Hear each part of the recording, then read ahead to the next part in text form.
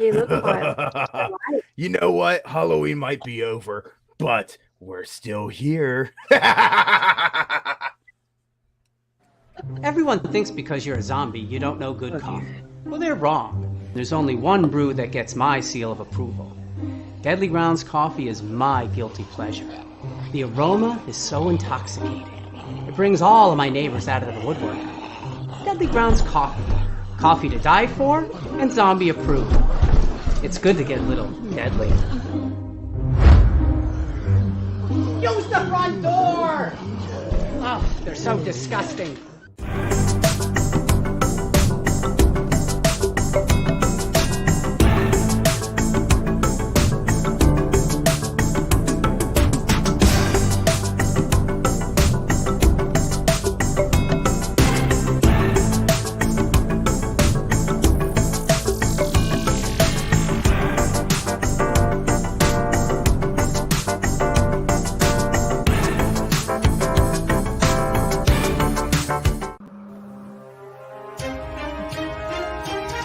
The Dorkening and all affiliated shows are not intended for anyone under the age of 18.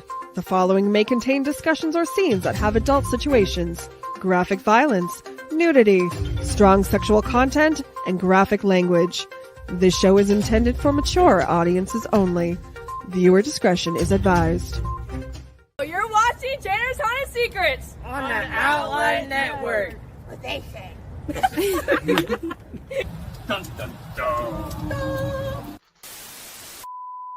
There's a secret sound hidden deep within the center of the earth. Until you listen closely enough, you can hear it. And it sounds like razors through flesh. We are merely here to turn up the volume.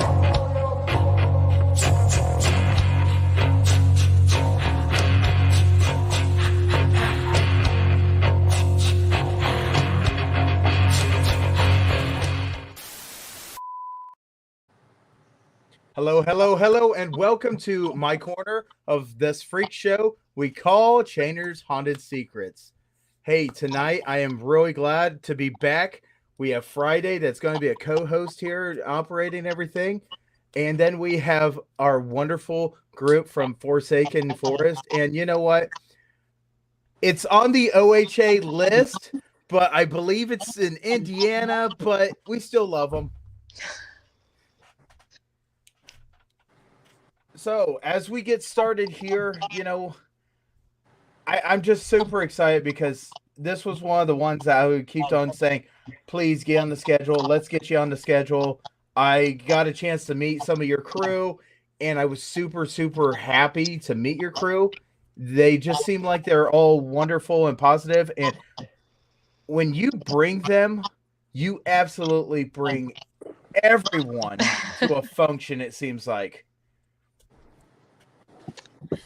Yeah, we have a really good sense of community. I think Bozo, Seth up there is the only one that missed out on some of our events, but we have a really cool team that works together and likes to do things together and not run away from each other when the gates close. Yeah. Now, let me ask you, because you guys are officially done with your season. How do you guys feel? Well, we are technically done, but I don't feel like we are done yet because we have an award banquet coming up. So there's still some things to work out and speeches to get done. But I think that this year was pretty monumental for us, and it was a good year for growth and direction and moving our team the right direction. How do you guys feel, Tyler or Seth? I'm feeling pretty good about it. It's going to be a very busy season, a very busy summer. When every year we grow bigger, get more actors. There's going to be a lot more coming. Season 3. I feel like season 2 was just the beginning of what is really what to come with Forsaken. We learned some things last year, and we learned a lot this year, and we all got closer during each off time from season 1 to season 2, and now the off time's coming, and we're all going to get stronger, bigger, and better. What a positive attitude. Absolutely. And this is your guys' second season, correct? Correct.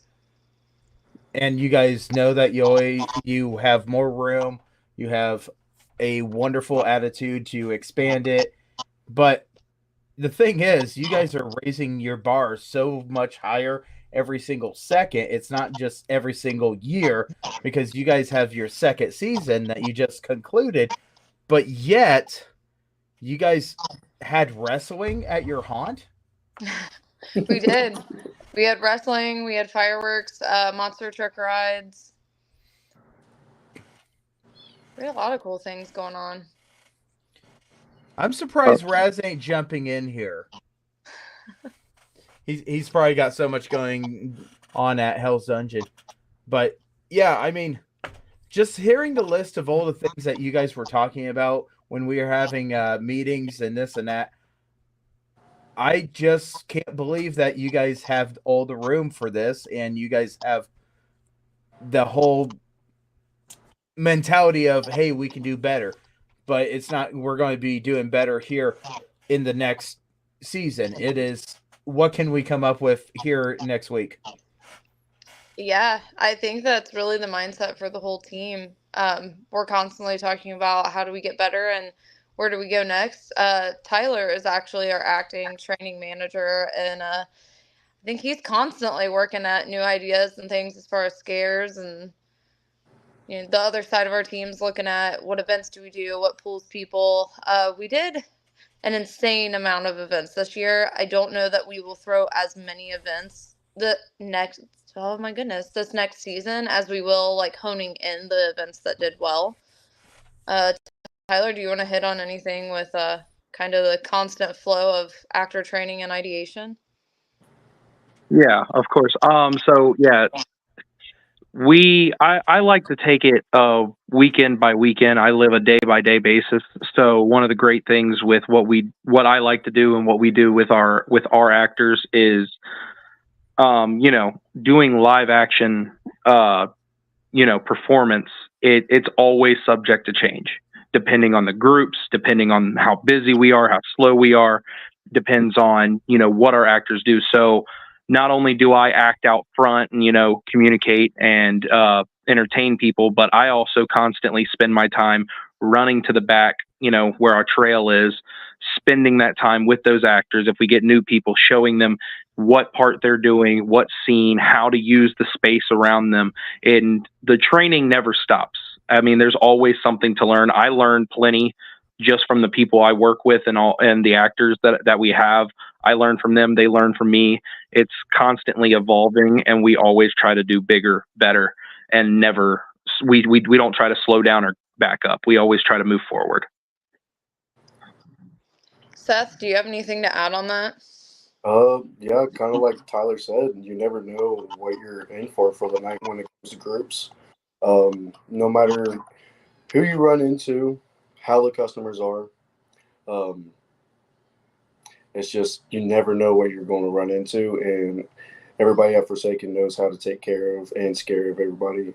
And when it comes to never knowing what you're going to get yourself into, customer-wise. I think another area we're kind of strong in is our actors have a lot of creative freedom to make things their own and to bring new ideas in. And it's not a harsh, unless it's, the top dog's idea, it's not an idea. Everyone is able to build their character, and it's not, strict line work or strict. There's rules and there's guidelines, but I think we give a lot of creative freedom.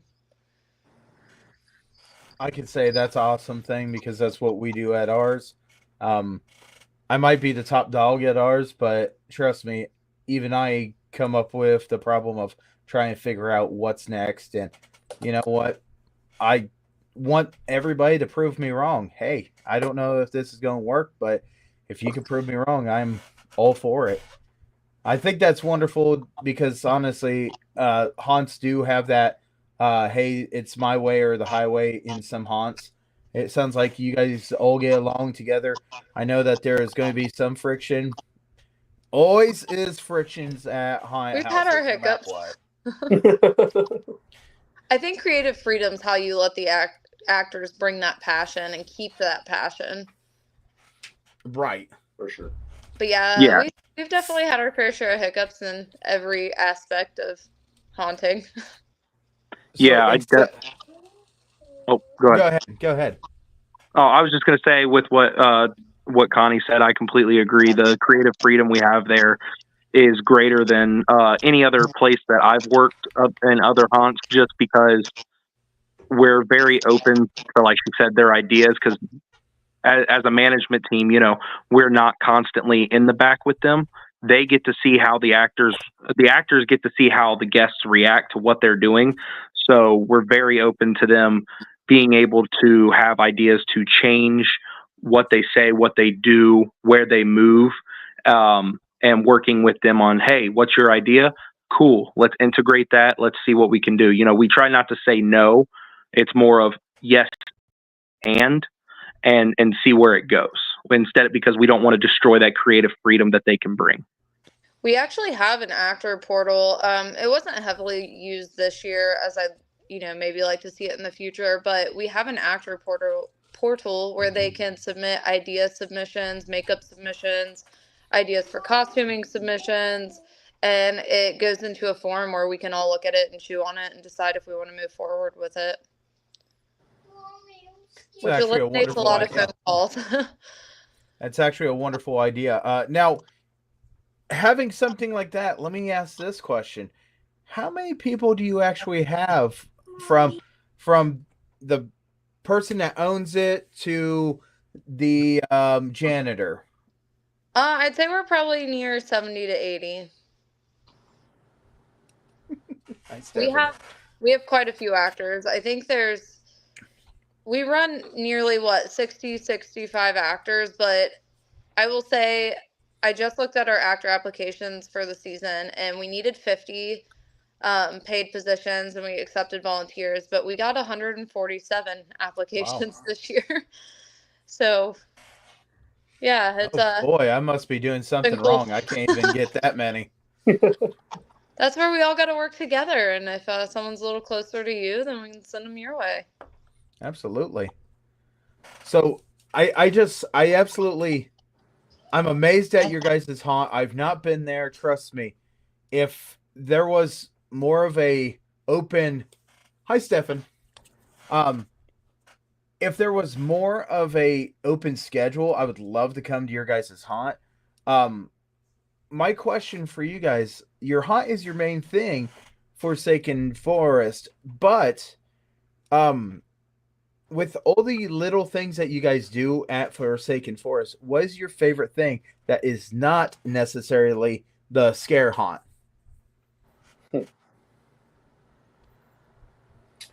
I mean, the parades we do.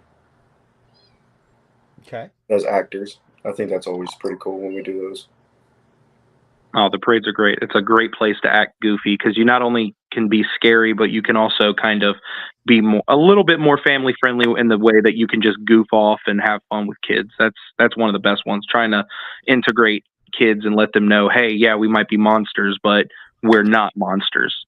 And kind of helping build the next generation of haunters or people who want to go to haunts by showing kids it's still fun. Mm-hmm. I think my favorite part is we have a very strong community backing, and we go to different business expos and the parades that Seth touched on, and just watching the community really rally behind us and watching the personal growth for, actors and staff alike. There's a lot of learning and growth mindset in our company, which is huge. But if you think about teens and the people that are attracted to haunting, maybe they aren't the star on the football team or whatever, they now get to have a team, and they get the experiences of a team and the foundations of a team and working together in such a unique way. And it really just brings people out of their shell. But I think working within a community that's behind you and watching everyone just grow as a person and as a haunter is probably my favorite part. Well, that's pretty cool that you guys got the backing from your community. Unfortunately, I just went through season 7 and my community still doesn't know I'm here, even though I'm like 1 mile down the road. How you miss us, I don't know, but we're going to figure out how to make ourselves better. But once again, it's not my show. I want to know more about you guys and what you guys will like. So tell me, and I don't care who wants to start out, what brought you into the haunt industry?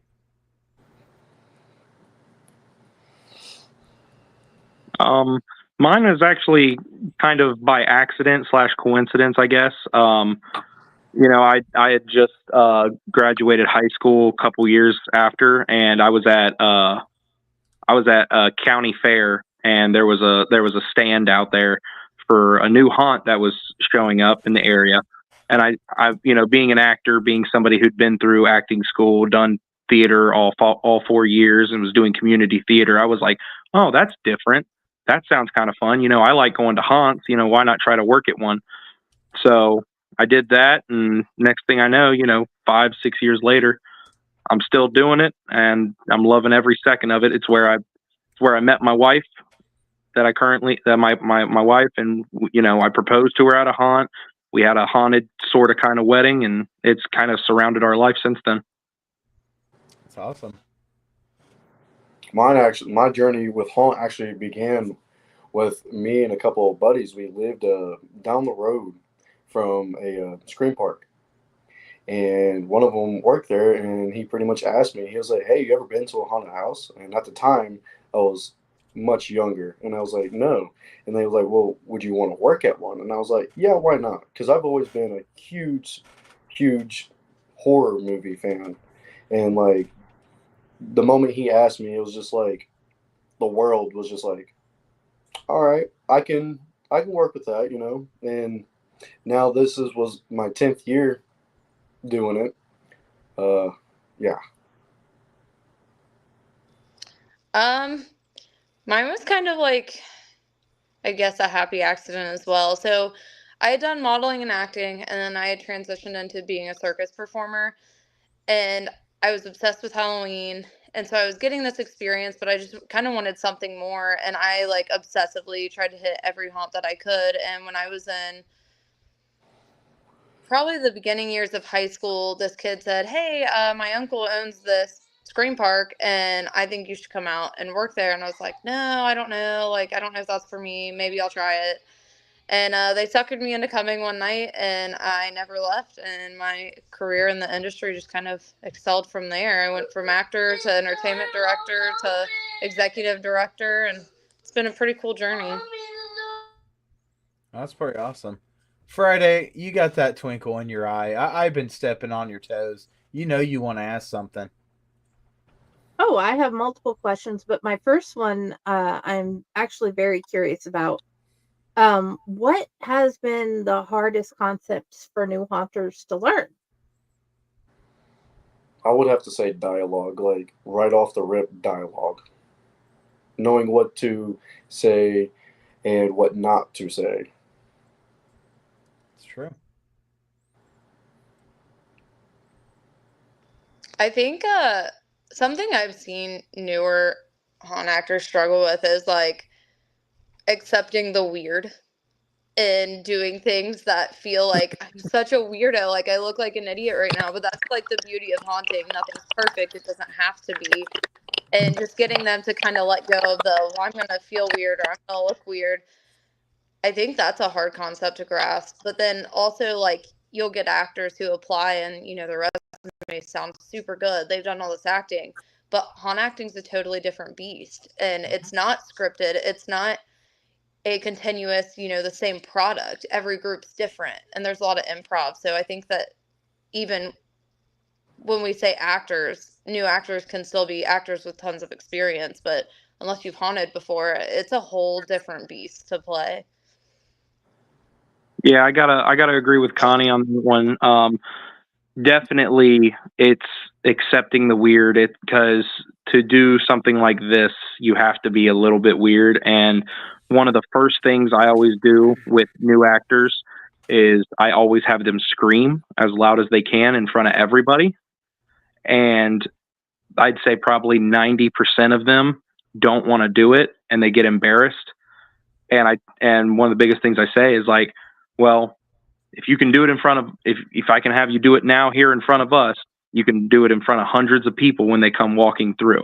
So I would say the hardest thing for new actors, new people getting into the haunt industry, is accepting that, you just got to be weird and you got to embrace it.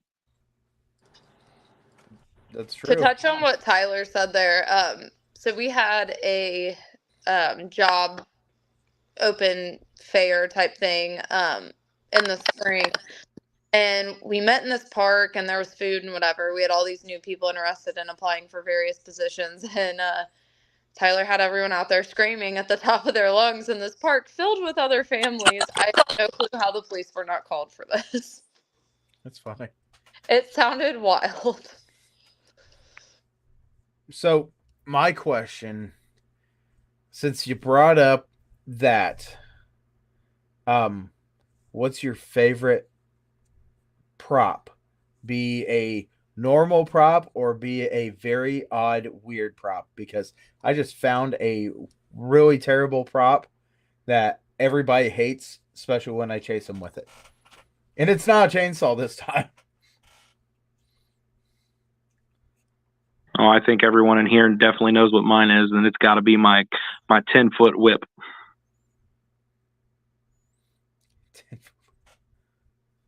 I mean, for personal use, I think mine's my snake. I have a couple rubber snakes, and they've brought me a lot of joy in not only scaring customers, but our own actors.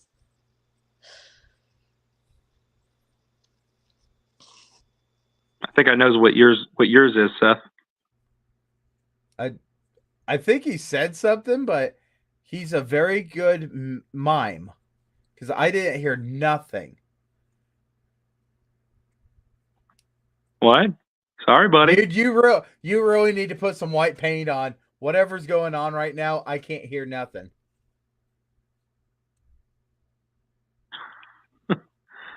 I think he's saying his favorite prop is his rubber chicken. You might have to exit out and come back in, Seth. Bye. That was so funny because all of a sudden he started talking, and I was like, well, he said something. And then he's like, well, they didn't hear me, so they muted it, so came back from mute, and it's like still not working. Still nothing. I thought he was doing a bit. Yeah, I thought so too. I was like, man, he's good. Oh, he is an actor you have to experience. I mean, when I need something obnoxious done, that's typically who I'm finding. Oh yeah. He's actually our porta potty guy from the OHA conversation. Really? He's our porta potty guy. Boy, that was a great conversation, and he was not in the wrong. I'm just saying. No. When he gets back in here, I'm telling him he was not in the wrong. Yeah. Yeah. I think he's gonna say his train horn. Oh yeah, probably. Which he started putting in the porta potty. Say Is something. that it? Is that it? Winner! There we go. Sorry about that. My mic cut out. Seth, I want to tell you that I watched a video, and you, sir, did a great job, and you were not in the wrong. You were plenty far away from that porta potty. So, good job. Trust me. You were a conversation a couple weeks ago at a OHA meeting. You were, and it's great to see who was the one that everybody's like, well, no. But I will tell you my favorite prop last year was Grandpa, and it's an urn that has ash in it. And I handed out people and tell them to go take Grandpa fishing. But this year was the toilet bowl plunger that had some brown streaks in it, and it had some sponge in it, and it had corn. And I would ask everybody if they like pudding, and would you like to try some of this pudding? And that's what was getting people to gag. And sorry, Fred, if you're watching, yeah, someone did throw up on his floor down at Hell's Dungeon last weekend. Am I ruthless with it? Absolutely. I will ask them if they want to take some home with them. Here, I'll go do the toilet real fast and make sure it's all gooey for them. Did you do him a favor by giving him authentic bodily fluids he didn't have to pay $50 for? We made sure we mopped that up very quickly, and somebody said, "Who did that?" I said, "It was that person. They're feeling better, and that was my fault." And he looked at me and goes, "Every time you come to the dungeon, there's so many problems." And it's true. Every time my character goes down to the dungeon, there are problems, but people enjoy my character. My character doesn't even get a play at my haunt very much because I'm running it. But Friday. What is your favorite thing that you have learned as a haunter? How to operate a train horn. She just hit us with some bricks there.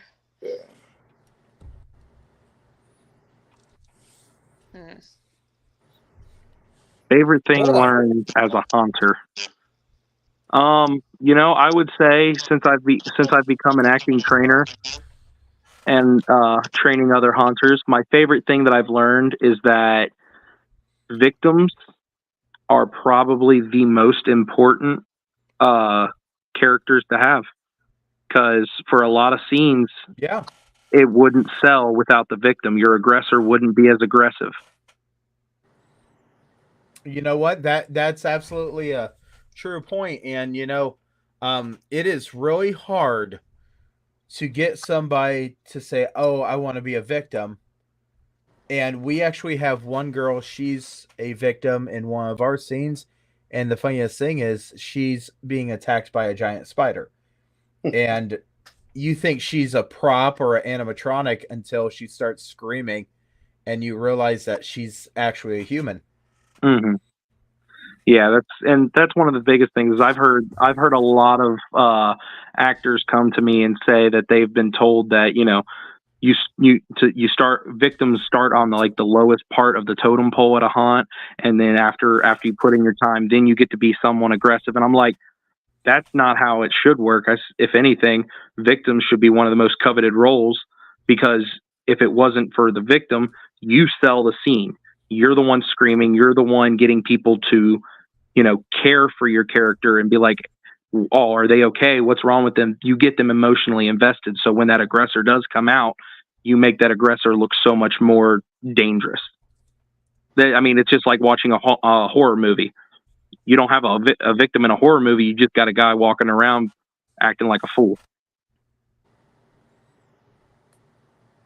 I had 5,000 things, and I'm not even going to get into that, because as soon as you said just walking around like a fool, so many things popped in my head. But you're absolutely right. You need both sides of a story, and that is one of the things I know at our haunt it is really hard to do, is try convincing someone to come in and play the victim, because everybody wants to be that big scare. But the thing is, the victim can get as much fear out of somebody. And you're absolutely right. I think that was a statement that was made to Ohio Valley Haunts by some of the guests that we had, was they enjoyed how much our haunt played on the victimizations and how our victims acted. I think as far as my favorite thing I've learned as a haunter, I don't know if mine's as much acting specific, but I think that something I've learned over the years being in leadership for a while is most things are boiled down to lack of education or lack of motivation. And it doesn't always have to be a "you're done here" or a big disciplinary move. They're lacking either the motivation or they're lacking the education, and that solves a lot of issues. I think also preaching, especially to haunters who are very stuck in their ways, is like these new guys are such a wealth of knowledge because they're not trained by the years in the industry. They're not set in certain trends that are outdated. They bring this whole new outlook to the haunt. And I think just making sure everyone keeps that growth mindset, that's a cool thing to learn, to be aware of and to teach your cast and other leaders within your team. I think my favorite thing that I've learned from haunting would have to be if you realize someone, me as a clown, there's a lot of people that are afraid of clowns, and there's a lot of people that will just look at you like, yeah, buddy, whatever. I've learned to really get close with somebody if they act like they're not scared, but I can really see it, and then like betray them. That's probably one of my favorite things that I've learned, because I'll get up and I'll be all nice, and next thing you know, I'll give them that look, and if people see the look, they know the look, and then end up scaring the absolute daylights out of them because they think I'm nice. I really wish we had a couple videos of you acting to share right now. Well, I'm just gonna say he did a really good job with the Porter John. His gimmick after that was, so the train horn has a remote control, and he would sit the train horn in the porta potty with our guests, and they wouldn't know it was in there, and then he's over here beeping it as they're going to the bathroom.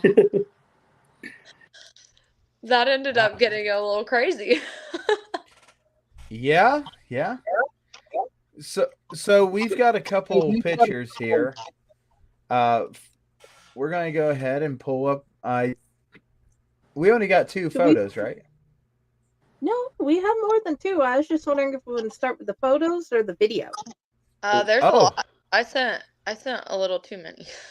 Okay, that's awesome. I don't know what was all set. So I have a folder to share and a video. Which do you want to start with? Probably photos. Alrighty, I'll bring it up, and then I'll need you guys to tell me whether or not you can see it. Okay.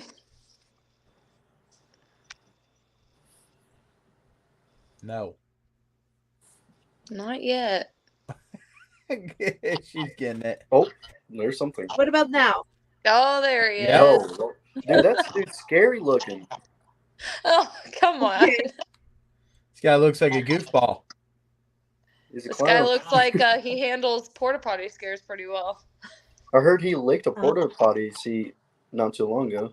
I heard he ate maggots. Yeah, out of a rotting pumpkin. Yeah, heard it tasted good. Hey, what about this guy? Oh, our buzz boys. We have a sawmill, which confines our chainsaw guys. We call them our buzz boys. And they are intense. They have very good chainsaw etiquette. We actually had a haunter, I believe he was from Facier Fears. He was telling us he's a chainsaw guy, and it takes a lot to impress him with a chainsaw. But he was like, I was so blown away by your chainsaw guys tonight. He's like, I can't say enough. And that was a pretty cool moment. Oh, there they are. There's Tyler and his wifey. Oz and Posey. There's part of our team. That is a cast picture, but not everyone was in it. Oh, that's year 1 right there. That is year 1. That was our voodoo scene. Yeah. That's Papa Legba. I love that character. I created that. Yes. Oh Lord. I don't know what to say about him. He is actually a character that I think our actors are pretty love. We have a couple clowns that like will not act if he gets in costume, and they cry. Sure behind him. The best thing is when he goes in the clown tent and stands on one of the tall boxes we have back there without anyone knowing, and they turn around and he's just up there looming. He doesn't talk, and his gimmick is to hand you the balloon, and he has a thumbtack in his glove, and he ruins your dreams of taking home that balloon. But he does not talk, and it really is unsettling for people. It's such a simple character, but really bothers people. Can I give you guys an idea? Mm-hmm. And I don't know if you've seen this idea or not, but one of the creepiest people I've ever had behind me had a Jack in the Box, like one of the crank ones, that was glued shut and it never popped. And he would not say a single thing and just follow people, playing that as slowly as he could. He Oh, went that's through a maze behind us, and I did not know exactly where he was, but I could hear that. And I looked at my wife now and I told her, I said, hey, I don't know where this guy is, but this guy has got my attention. And she goes, it's pretty bad when they can grab your attention. I said, it's just the creep out effect. Yeah, for sure. This picture right here was actually submitted for Jason, who is going to pop in here. He is one of our owners. He has a pretty extensive resume. He's very humble about, but he worked with WWE. He made like Bret Wyatt's costumes. He did Universal Horror Studios, Horror Night Houses. He's worked on a handful of movies. He had his hand in Pinhead at some point. He had, there's a couple other things, but he graduated from Tom Savini makeup school. He has a pretty extensive resume. I wish he was on here to talk about. That would be cool if he was. Yeah. That is me. I got to play one time this year. Oh, awesome. Yes. I love this character, though. Thank you. The sucker's new, and it actually happened to fit the Silent Clown's mouth perfectly. So I got to accuse him of taking bites out of my sucker at some point.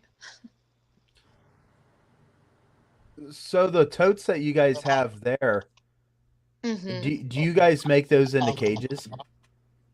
We have not done that yet. We talked about turning one into a ball pit for some of our younger clowns to jump out of. But currently they're used as walls to make mazes. And then we spray paint them different black light paint colors. And to climb on. And to climb on. We all like to climb on them, and it's very sketchy. And we have two actresses that work back there in the clown scene that they climb on them sideways and will literally like walk on the wall. It's crazy. They're very trusting. If you take one of those, you take the plastic out of it and then take one of those and flip it on top of the other, and then you clamp them together and then cut the bars out of the back, you make like a nice cage. And if you spray it bright colors, it would go well with your clowns being able to cage something. So we actually have over 200 of them we're not even using, and we actually got a deal from a company who's going to pay us to get rid of them for them. So we're just going to have an endless supply at this point. That is amazing. It's and awesome. Who is this lovely clown? This is Kara. She's our head of makeup. She is absolutely phenomenal, and we got to create a clown posse on the last weekend. That was where my character got to play. We were playing together with Seth, actually, and those are our black light bubbles. So when they pop on your skin, they leave residue, and you light up like you're infected with something, and our actors absolutely go feral for those bubbles. I love that idea. I didn't know that existed. I am now even more happy. It's the best thing ever. Like, our actors will just cover their entire face in it, ruin their makeup, but it's a good effect. This is an actor named Zachary. Yeah, that's also year one. That was year one. He retired that character, but that was another very, very unsettling character.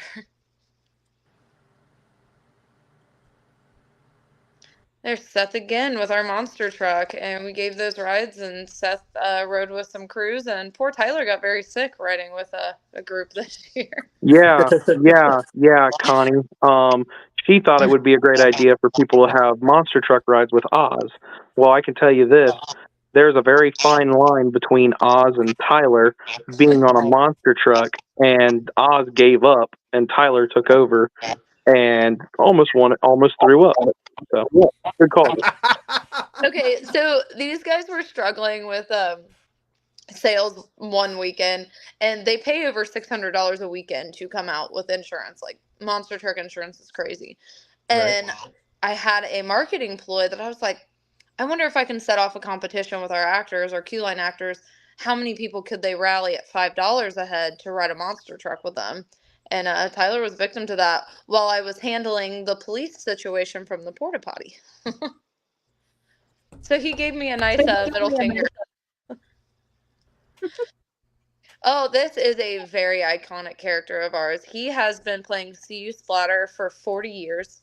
He is incredibly good at what he does. I should have submitted a video of his act, but I could go on for hours about this character alone. He is a phenomenal actor who has just put all the work into who he is, what he does, what he becomes, and his makeup decays with him through the season. So in the beginning of the season, his makeup's not too intense, and each weekend he decays more and more. And he used to do a hard-boiled egg. He would slice really, really thin and put in a prosthetic to make his eye look like it was glazed over. He's very creative, but his character decays and decays and decays all the way till the last weekend when he's just completely mutilated. Gooey. He's very gooey. So one of our little scarecrows that Jason created for us, they are very tall, and they really, really set up a cool scene.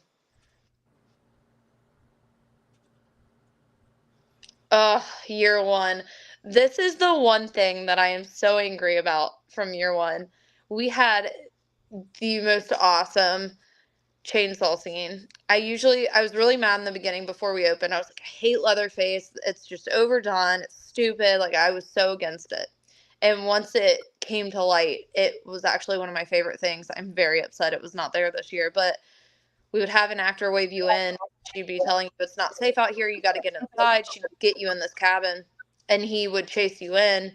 She'd lock the door on him. He'd flip this window open, come through at you with the chainsaw. She'd get it shut, and there's no way for customers to come out unless they are let out. And there is a false door, so they're yanking on it. Well, a strobe light hits, and she says, now you'll get what you really deserve. There's a second Leatherface that you do not know is in the building with you at the time. And so he's terrorizing you until the Leatherface that popped through the window decides to open the door for you. And we had customers kicking the walls out and all kinds of things to get away from them. It was just set up really cool. We actually won awards for it our first year. But it shall make its return eventually. Nice. This is CU Splatter again. As you can see, his face is a little decayed there.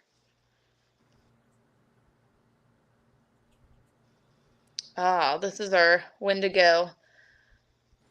She killed it. She would pop up in various spots throughout the haunt, and she's actually one of our behind-the-scenes incredible helpers. Really showed up for us this year. This is Tyler's father-in-law. He is Cornstalker. He actually has some TikTok videos out there, but he's a really cool character. Another silent one that really gets the job done with freaking people out.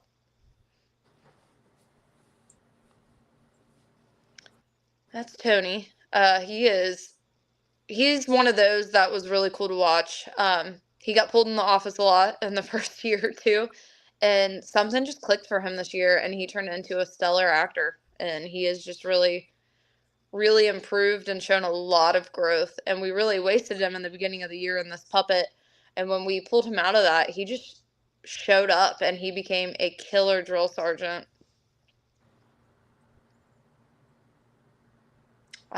We have won awards on this multiple years in a row. This is our Mulch King, and we decided to kill this poor lady's child and make them into fish food using her kid as their guts get blasted on you.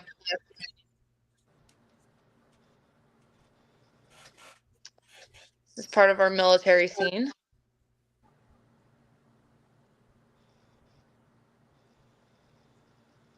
There's all I think that's all.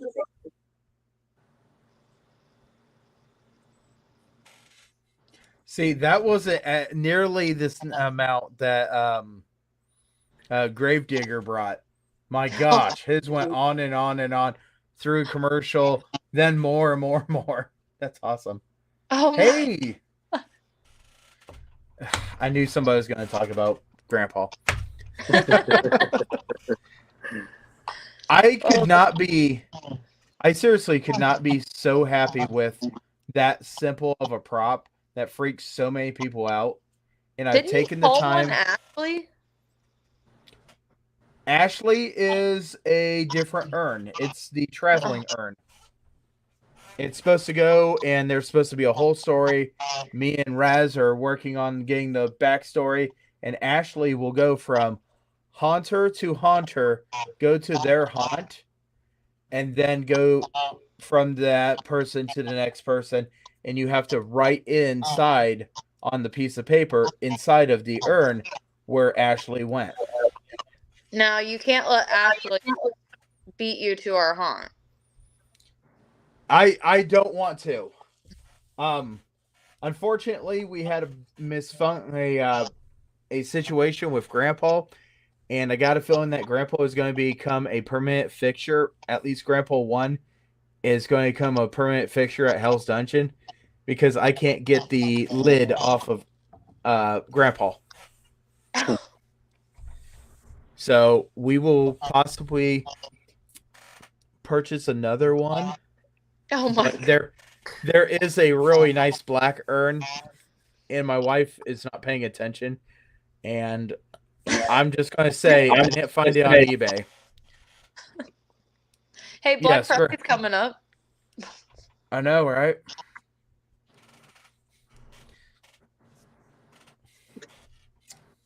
Apparently, Grandpa tastes great. Are we ready for the video? Yeah. So we lost someone. Tyler. That would be our trailer. There he is. There he is. Oh, there he is. It just disconnected me. Sorry. Huh. I think we're all wearing Forsaken gear except you, Seth. What? I think we're all wearing Forsaken gear except you. His hat. Oh, okay. I could not You're see blind. that. Yeah. Now, if somebody would send me Forsaken gear, I'd wear that on the show. Until then, I have my skull hat. We might be able to do that. That would be awesome. And here's this amazing video.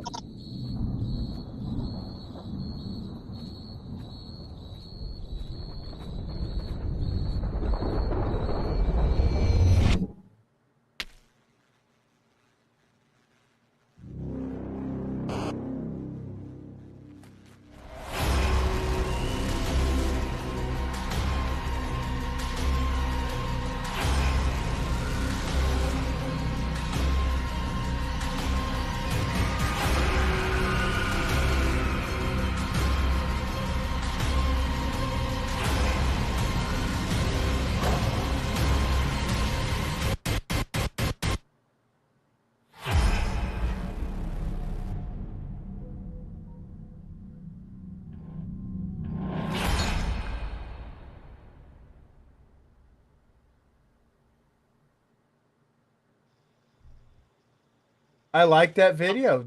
That was really well done. I want to know how this person tripped, though. The tripping needs work. I know. I was bloody at that point. I had hamburger meat for knees at that point. We redid it like 4 times. I'm just saying, there are ways to put cushion underneath. You didn't see the tree roots. Oh, no, we were brutal with it. We did not do any tree roots. Just straight gravel. Boom. But yeah, that looks really awesome. Yeah, just the following. But as soon as I said something, really. Why? You were behind me. You tripped me. You threw something. Yeah, I kind of pushed you. I was tired of you running. You were becoming fast food at that point. I don't like when food runs. I should have been faster food.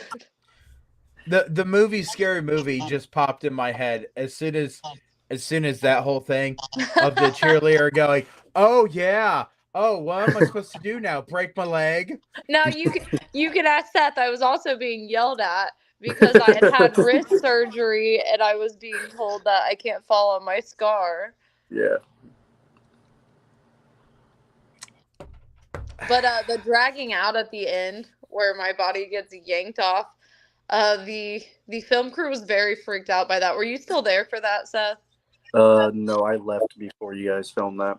So I got like yeeted off the path into the woods, the thorny bushes, all of it, and they flipped out and they're like, "Are you okay?" And the person that did it was like, "You told me to do it. Oh my God, you told me to do it. I didn't mean it." It was a fun night. That looked real. Oh, it was real. I got the marks to prove it. No, I do have to get over Forsaken Forest. I am going to make sure I find a way to do it. Usually when we get rained out, you guys are rained out. Seth is not above kidnapping people. No. That is true, but unfortunately, I don't have a second up. Like, if I'm not there... You gotta delegate! My dear father told me I need to learn how to delegate, and when I started delegating stuff to him and others, he didn't like it so much. So he told me, yeah, and I've told every single volunteer we have, do not call me and say you're sick. There's a phone. Call that phone and leave the message. That's another thing I think learning in the haunt industry is delegation is okay. There's this weird culture that it's not, and that you're not satisfied for your job if you have to delegate, and that's just so false. And I think that's another thing Forsaken does well at breaking the cycle on. So I want to say that it's not exactly that in some people's minds, and it could be for a lot of people, but there's some haunt owners that run it very strange. Yes. So me being a leader at, let's see here, Lockington Haunt Firehouse, then going to Sydney Haunt Woods, then going to a whole bunch of different ones.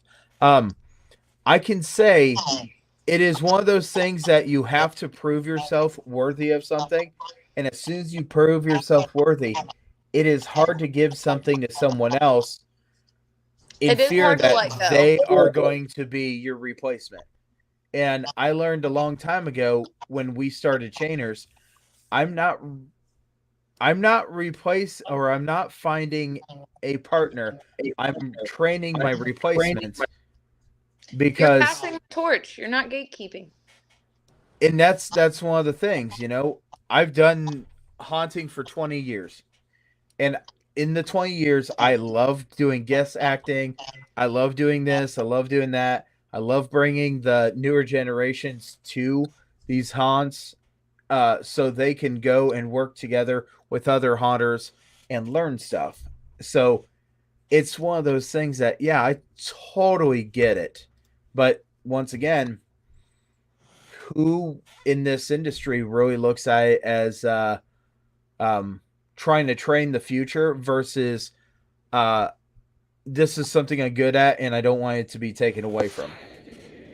It's a very interesting industry from haunt to haunt. Oh, yes. It is. I mean, our friends at Haunted Town Hall, Hell's Dungeon, and Carnage, and if I could, I would send my monsters down to Spookery, but they're not very kid-friendly, so Spookery would not be one to have them at. We have actually decided that our team's going to go down to Spookery and help them build in the off-season, but yeah, our actors would not be suitable for that at all. No. Yeah. Nope. Not me. I know Thomas, the way that Thomas is, he would not play with that very well. And in fact, he would probably go on a, hey, let's find out how much stuff I could destroy. I know my character. Oh.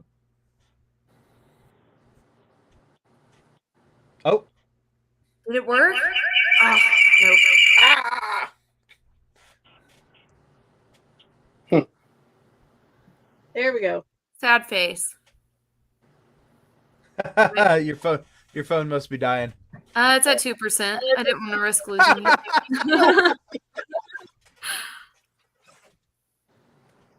So, yeah, I just know my character. He's one of those people that just absolutely.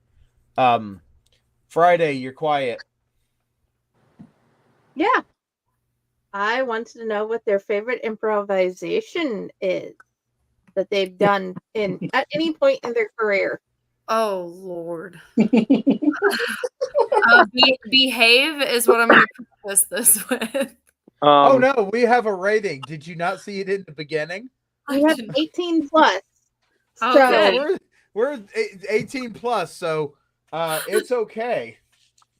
So, Connie, should I tell them about the improvisation I did with Chris? Oh my God, you're gonna get us canceled. This is where all our hard work goes out the door. No, don't get canceled from our show. No. Oh, we're gonna still want you no matter what. Forsaken Force forever. You are not representing Forsaken for the next 20 seconds. Okay. Hold on. Do we have? No, you know what? We need to preface this. This has been ongoing. This has been many years. This is not just Forsaken. Okay. Yeah. Okay. Yeah. So we'll preface this. One of the people that works with us, his name is Chris. He's a great friend, and he is down for any joke you can throw. Right. Well. Okay. Chris is one of our he's one of our darker complexion actors. Okay. So anytime he gets a chance to try and make somebody feel uncomfortable, he'll do it. Oh yeah. And so I'm messing with the group. Chris is nearby, and I'm doing a clown laugh competition with some of our guests. And I do a laugh, and they're like, "That doesn't sound like a clown." And I'm like, "Okay, who does it sound like?" And the lady says, "Well, it sounds like it sounds like the character from Winnie the Pooh." I'm like, "Who?" And she says, "Tigger." And I just looked at her and I said, "What did you say?" And she flipped out and she's like, No. I was like, "I'm going to walk away." I was like, I can't believe you. And so her friends are laughing. Chris looks at me. He goes, "Hey, I got an idea." I'm like, I'm thinking, I'm picking up what you're putting down. And so he was actually doing our security that night. So he was wearing it was perfect. It was perfect. He was wearing an orange high vis vest. Terrible. And so I was like, "Let's go do this." And so we walk over there and we go back up to her and I'm like, "Madam." And she turns and she looks at me. She goes, "What do you want?" And then Chris steps up and he goes, "Did you order a Tigger?" And then he did the laugh and she lost it. She's like, she was yelling, "I said Tigger." And her friends were laughing. Chris started laughing. I was laughing. Like we all had fun. Everyone was laughing. It was good, but he's an HR nightmare. Yeah, Connie about lost her shit. Okay, but let me tell you some background on this. He at a different haunt we worked at, I oversaw actors, live entertainment, bands, and makeup and costuming. And I asked him to do something with actors at one point, and he said, "Yes, master." And I was like, no. And he it was very uncomfortable for me. So every year since then, I've gotten bouquets of cotton from him at the end of the year. Hand-picked, mind you. Yeah, we're going to go with hand-picked by him. He gave me a cotton wreath. Yes. I have two or three rows of cotton now that I've grouped them together. Yeah, he's a walking nightmare for HR. And then we'll rat Tyler out here. The first year of a different haunt that we had opened, he played a pig character, right? So the sheriff's department wanted to walk through, and I'm like, "Yeah, no problem. I'll get you guys through." And we were a touch haunt, right? So I made sure everyone knew, you can't touch the sheriffs. They're coming through. Yeah, you want to rattle off the line you threw at the sheriff that made me hit the ground? Oh, of course. So they're walking through. I walk straight up to the sheriff, and I know I can't touch him, so I give him one good sniff because I'm wearing a pig mask. and I just look at, I go, I'm like, oh, I smell a pig, but it ain't me. It was terrible. We did not know the sheriff's department yet. We didn't know if they were cool. We didn't know if they were like not cool. And I would just, they have put me through it over the years. No filter right here. I fire back a little bit now. I fire back at Chris a little bit. What about you, Seth? Sorry, what was the question again? Your favorite improv? Oh, Lord. It would definitely have to be last year. Me and a group of customers were standing around a porta-john. And I told one person, I was like, I bet you I'll go in there and lick that toilet seat. And they said, no, you won't. I opened that porta potty up, full tongue, almost a whole way around the seat. He's not lying. This thing with porta potties in him. I walked out of the porta potty, and the guy that dared me to, I gave him a nice kiss on the head, and I licked his head. There was another night where he was showing off for OVH, and he had picked up a pumpkin that I had told him, please don't bite that. He had a really weird habit of biting things that night. And I was like, do not bite this pumpkin. I sat it out of the barrel because it's filled with maggots and we can't sell it. Like, do not bite this pumpkin. It has maggots. And I don't know what possessed his body to take a huge bite of this thing filled with maggots. Bozo the Clown did. The maggots, I will tell you this, they tasted like peanuts. Stop it. Okay. Now, Tyler, you just said it, and I believe this is true. At what point do you, as the actor, click out and clock out to the point that the character takes over? Mm-hmm. As soon as the makeup's on. The makeup and the costume. Once that's completed, Oz takes over. I think a lot of us do that though. I come to realize when I've got my mask on, you can't see this much of me, and that's fine. I got a hard hat that comes down this whatever. But the funniest thing is I come to find out when I'm in my gear and I just am doing my thing, I come to find out that I'm smiling constantly. And you can read it through my eyes how much I'm smiling, even though you can't see it through that mask. And the mask is a skull. So it's constantly grinning. And actually, I cracked it over the weekend, so... And she's gone. I cracked it over the weekend, so I gotta do some repairing. I got until Christmas. It doesn't kick me out of hearing you guys. It just kicks me off of talking if I start my camera. That's fine. Yeah, but it kicks you off the screen as well. So I see. It does. It throws you in the back. You know, where all the bad children are. We're an hour into this, Connie, and you still haven't figured it out. Come on. No. I'm having issues in the bottom. You know what? You brought up the hour. I think we're going to take our little commercial break. It's about 3 minutes long, so gives us a chance to run away from the cameras. And Connie, you already ran away from your camera, or your camera ran away from you. I don't know which one. Both. But we're going to take our break real fast. So we'll go ahead and we'll start it up. Ooh, potty break.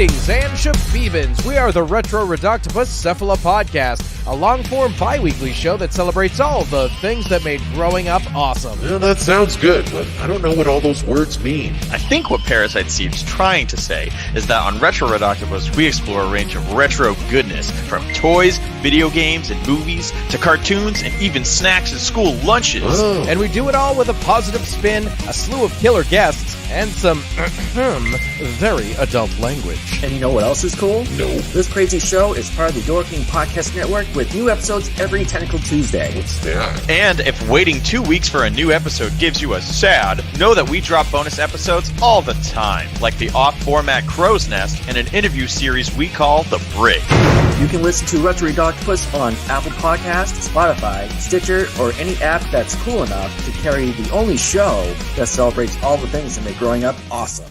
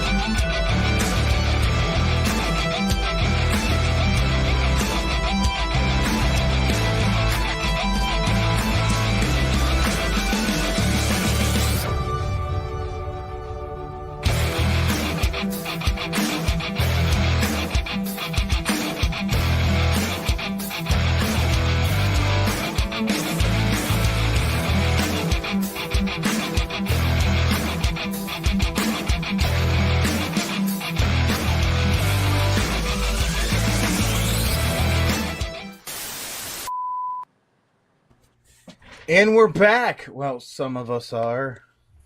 She's back. There she is. So quick. And before we get back into all this fun and entertaining from a wonderful Forsaken forest, I just can't wait because the Elliott Network is going to help a certain group with a special live event.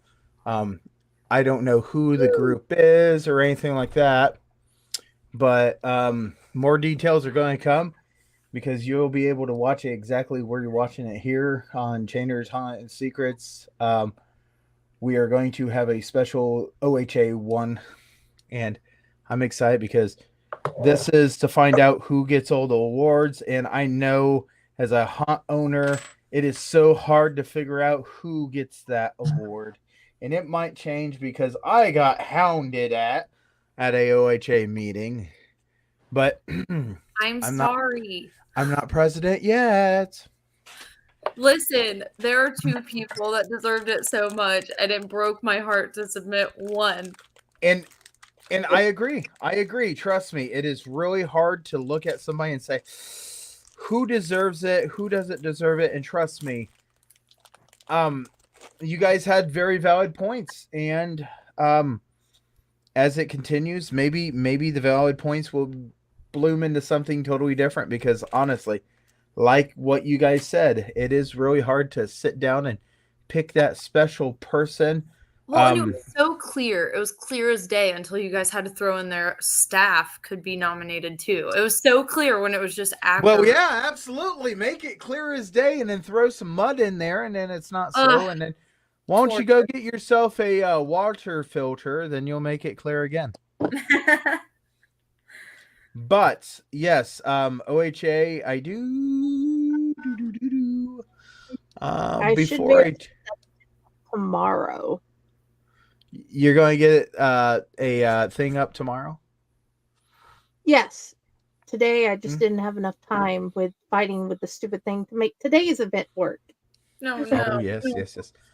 But it's as I look at the calendar, we gotta get it up tomorrow because it is on the 14th. Yeah, it is on the 14th, and boy, I'll tell you what, I can't wait. You said it's your birthday? Well, gee, criminy.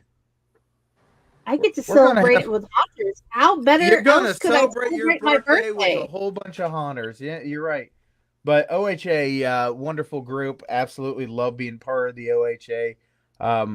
last year they surprised me. I seen the pick I did, and then as soon as I seen that, I was like, you know what, I'm tired. I'm going to bed.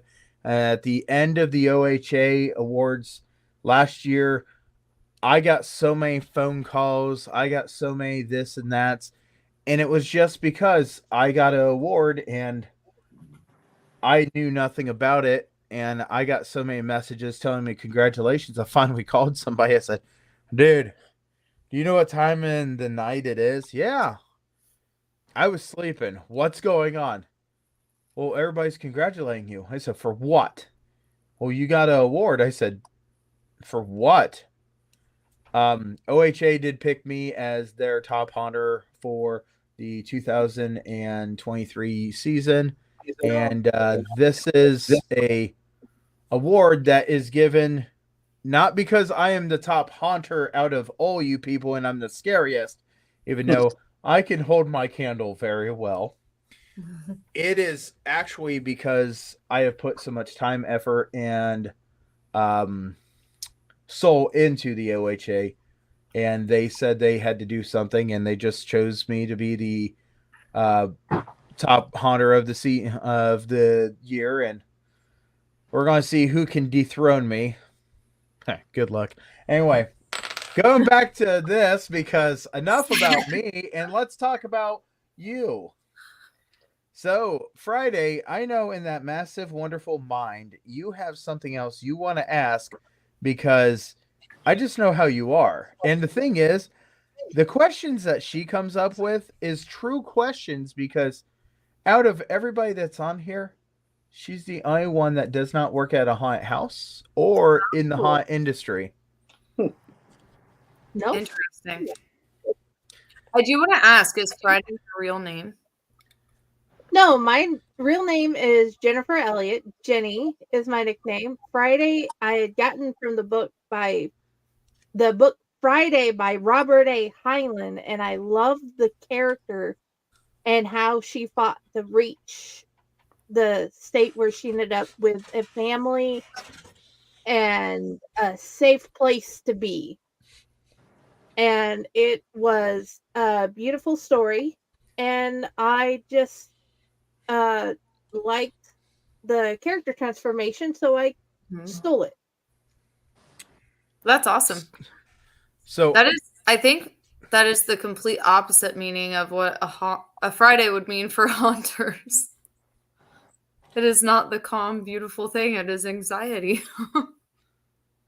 It's anxiety. It is pump up. It's everything. Hard work. Yeah. So oh yeah. Now that we brought names up, I think it's funny I'm because intrigued. I went and I actually signed one of our business cards, and it says contact this person, and I wrote my real name, and Carrie, which is one of the people that's on our shows with us, she looked at me and she gave me the dirtiest look on screen. I was like, what? And she goes, Pyle's not your real name. No, it's not. It's all that you need to know. Because actually, unless you do some good digging, you're not going to find it. You don't even find it on my Facebook or anything like that. And I'm very glad because after hearing my name screamed at me because I was such a bad child, I'm glad I got rid of that name. But yeah, let's talk about Forsaken Forest instead of my emotional damage I call my childhood. Damage. Okay. My next question is, of all the scares that you have done, which one has given you the most joy? Because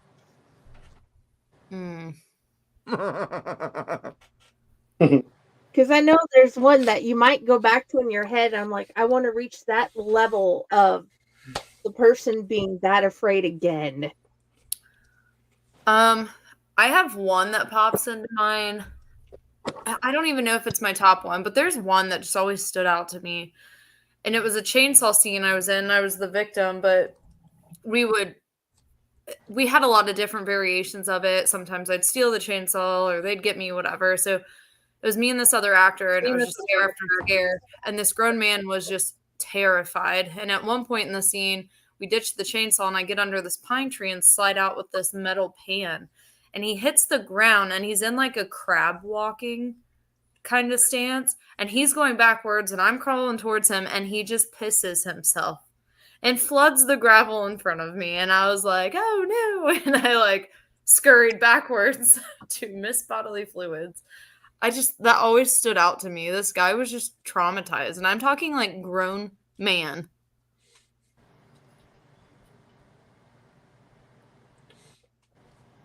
I gotta say one of my favorite ones is the haunt that I worked at when it was a touch haunt, and we had this one guy go through. I don't know if he was a reviewer. I don't know if there was just something off about him or what, but he came into the trail completely by himself, like not with another group. He came up to my scene, and this is when I was playing my butcher. I was playing my pig butcher, which I named Butch. But he came up, and I looked down. I saw he had his bracelet on, and I grabbed him by his shirt.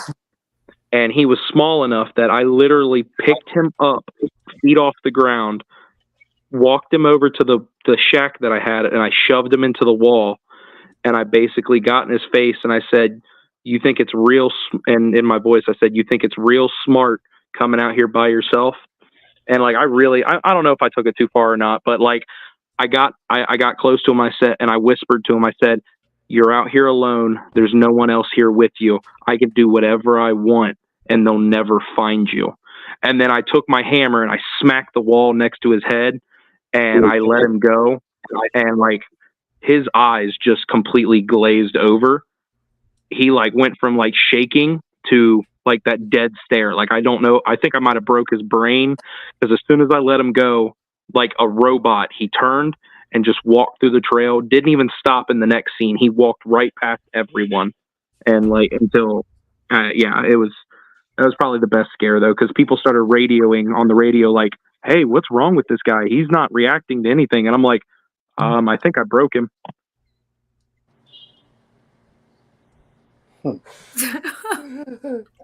Been there, done that. Seth? It was actually happened this haunt season. There was a girl that was absolutely terrified of clowns, and she kept egging on, just pretty much talking shit towards me. And I looked at her, I was like, okay, get your final words out. And the way I said it, her face just went complete, like, laughing to, I'm going to die. And then I walked away for a second behind these hay bales we had, and I grabbed the chainsaw I was using for the night. And then I started it behind the hay bales, and she just looks at me and goes, no, no, no, no, no, no, no, no, no, no, no, no, no. Drops to the ground, and then I dropped behind the hay bales, and she gets up and she comes and she looks behind the hay bales, and I'm laying on the ground like this with my chainsaw, with my feet in the air. And then she just takes off running, and she ended up actually not going through the trail. She ended up running across the street where the customers parked and left. You chased her there. What? That's crazy. I love it. I saw Seth chase people into the parking lot. This past weekend, I saw him with a chair above his head chasing someone out of the park. Like a chair. And he's full-blown sprinting with a chair over his head, chasing this poor girl out. He chased some other girl, and I watched her face plant onto our concrete. I don't know how she did not bust her face open. Seth, I gotta tell you something. Yes, sir. Dedication. I'm proud. Dedication. Oh, he's dedicated. Last year, nobody could get me to break character, even when like we were having like our breaks. It was like that intense last year for me. Him and Tyler like to ensue chaos to a T. So, I'll tell you guys something from my haunt. Once again, I'm the owner. I don't get to do half of the stuff I used to do, and in fact, cardio is now my worst enemy because it's just not something I do constantly. So for you to really get my attention, you have to do something, and it makes me lock right onto you, and I will figure out how I'm going to ruin your whole moment of being here. That's just how my character is. There was a girl last year. She was from Indiana, and her and this group came and they said, "Oh yeah, this is one that was close to us, so we wanted to go to it." Mind you, I'm an hour from Indiana, so telling me that I'm your closest haunt makes me really think you could do a lot better. Anyway, I always play my haunt down. I will repeatedly. This girl had piercings. My character has pliers in his cargo pockets. Oh, Lord. And he looked at her and he goes, "Do you know how you put your piercings in?" And she goes, "Yeah, I put them in." I said, "Yeah, that's really cool. You take a piercing there and you twist it and you turn it and then it comes out. Put it back in, reverse it, right?" And she goes, "Right." And I said, "Now you have a piercing on both sides of your nose." And she goes, "Yeah." I said, "You have one eye piercing that's in your eyebrow." She goes, "Yeah." I said, "And you have many throughout your ears." I said, "I have a jar, and I call it my little sparkly jar." And she giggled, and I told her, I said, "My sparkly jar." "Yeah, go ahead, giggle. But what's going to happen is I'm going to add yours into my sparkly jar. And what I'm going to do is I'm not going to be delicate enough to actually take them out slowly." "Oh, no." And I took the pair of pliers and I got really close and I said, "I'm just going to grab it and yank as fast as I can. And when you turn your head, because you're covering the pain," I said, "I'm just going to rip out the other side. And then I'm going to push you to the ground and I'm going to take out all those little sparklies. Unless Rachel is going to take care of you." And she goes, "Who's Rachel?" I said, "No, I think it's by time that Rachel gets to go down and say hello to people. So I'm going to let you go. And when you go through my field, I want you to know Rachel is waiting for you."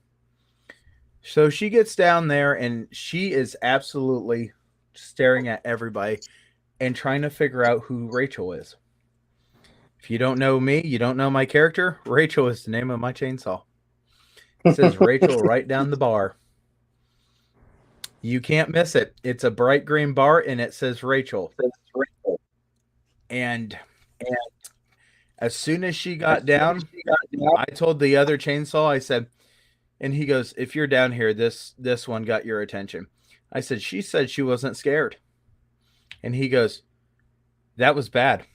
That was terrible." He goes, "How many's in this group?" I said, 6. "You're going to take 3. I'm going to take 3. Then you're going to come back and you're going to collect one more." I said, "And once you get rid of that one more," I said, "then I'm going to have this girl." And that's exactly what happened. And as I got that chainsaw and she had this boy right behind her, I got it right between her toes. And I said, "Left or right?" as I stared at her, dead in the eye. And she told me, she goes, "What?" I said, "Left or right? You tell me which ankle you want to take home, and I'll tell you which ankle I'm going to keep. Because I don't want the sparklies no more." And that's when I stopped, pulled back, shut off the chainsaw, and I told the guy, I said, "You might want to grab her because she is gone." He goes, "What are you talking about? She's right here."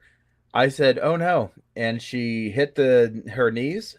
Then she starts slamping and he grabbed her and goes, "What's wrong with her?" I said, "This is her passing totally out. And she'll come back here in a few seconds to a couple of minutes." I said, "But you need to get her out of my area."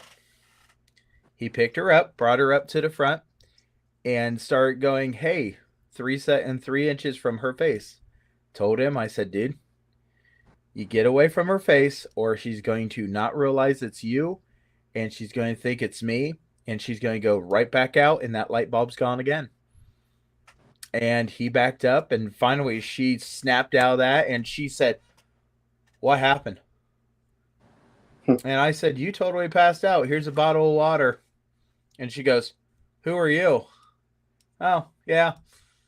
I took my gear off." I said, "I'm the reason that you're up here like this." I'm Rachel. But yeah. That makes me like want to shift that question to times that you were scared in the haunt industry. What's that? Times that you were scared in the haunt industry. I've got a couple of those. Times I was scared in the haunt industry. Oh, that's a really good question. So I was a cocky 5-year-old, and I said Frankenstein was not scaring me. And he showed up right behind me and scared the hell out of me. And my uncle and my dad had to grab my arms and bring me back.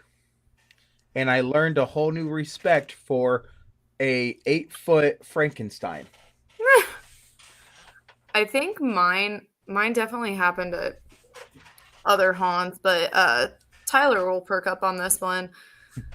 That year I'd been I was doing some like managerial stuff, and all of a sudden we had a live headless horseman, and all of a sudden running through our town is a horse, like full sprint horse running through a town full of people. I'm like, oh my god, what is happening?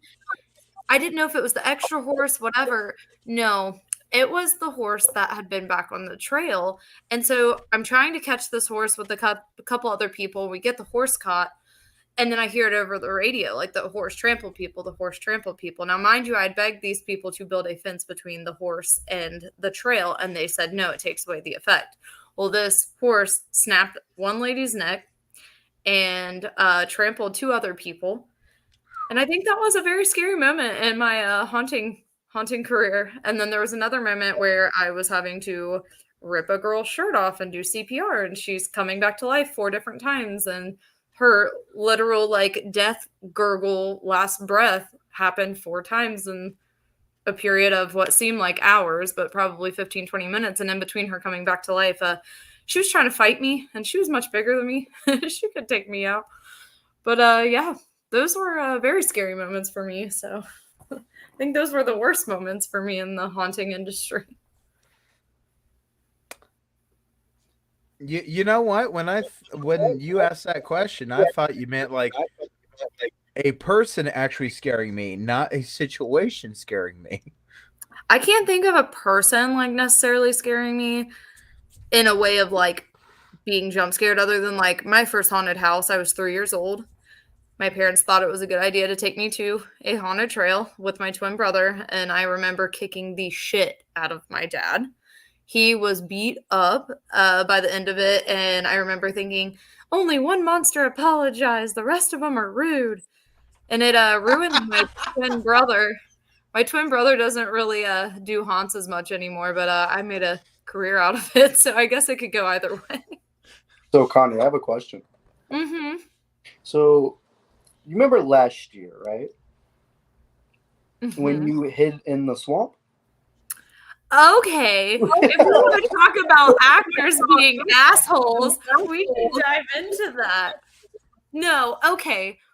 We may or may not have ratchet strapped a couple actors into a porta potty together, and we were going to pick it up with a dingo and move it away, and they happened to break the ratchet strap as we were putting them in there, and then I was threatened, and so I may or may not have hid for a while. I just looked at you. That's all I did. No, he filled my shoes with glitter. And I don't know what was worse. I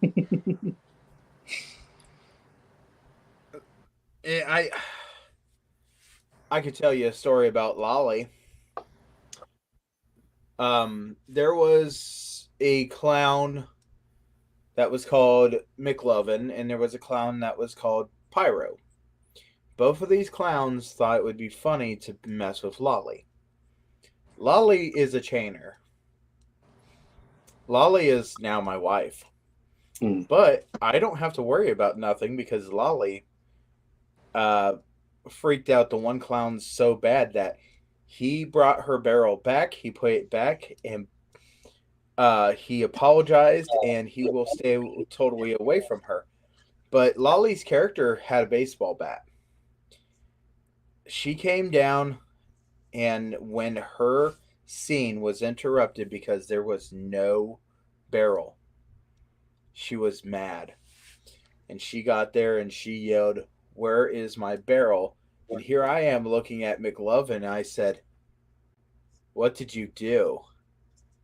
And he goes, "I didn't do it." And I looked over at Pyro and I said, "What happened?" And he goes, "I may know where it is." I said, "She's going to kill you." That woman took that baseball bat and threw it straight through a row of trees. And she goes, "I hope you were there." And I was like, I gotta go find this baseball bat. But he learned a whole new respect for you don't mess with stuff. Oh, me and Seth got scared the other weekend. A matter of fact, actually, we were scared. You know what I'm talking about. Our Clown Posse finale. All I remember was barking in a cage. It was what happened after that, but I don't know if that's something that should be discussed on a podcast. I think you should say it. I mean, Tyler said the whole Chris thing, so. Yeah, 18 plus, Connie. About what happened in the Look cult at Friday. She's like, "Yeah, bring this on." You want me to talk about what happened in the cult scene? We're gonna open a can of worms. Yeah. I got half an hour. Okay. I got a half hour. So I think that most people have a story similar if they've been in the haunt industry. I think that what we do pulls a certain type of energy. Seth, myself, and what did we have? 2 others? Yes. We had 2 other clowns. So there were 5 of us running around. And yeah, we had 5 because we had Kara, Marianne, and Donald. So there were 5 of us, and we had gone into our butcher shack, and we have a dog cage. Well, 4 of us clowns got into the dog cage and started meowing very aggressively at customers.